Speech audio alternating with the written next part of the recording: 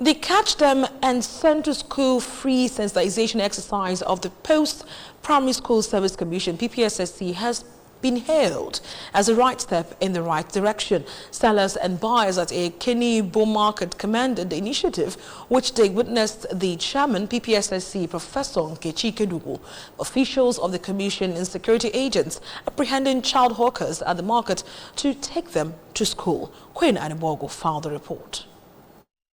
Children who were supposed to be in secondary school were taken to Ezike High School, Nibo, while those that were supposed to be in primary school were taken to Obiwanne Basic School, Ifte Nibo. In their various remarks, some eyewitnesses, Mrs. Salomi Okeke, Messrs. Jidofo Ekemezie and Nnagozie Mugago, wondered why government will provide free education from nursery to secondary level, and yet some parents and guardians still allow their children and wards to be hawking while they should be in school. Onye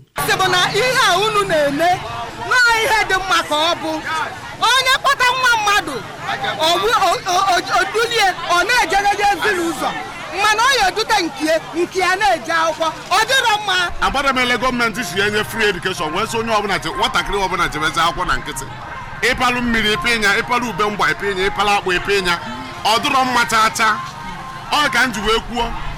However, the chairman, PPSSC, Professor Ikediugwu, told them that they have no reason not to be in school as government of Professor Chukwuma Soludo has made education free from nursery to secondary level. If you bring somebody's child, make sure you register that child in a school. If it's your own child, let the child go to school first. Basic education is free in Anambra.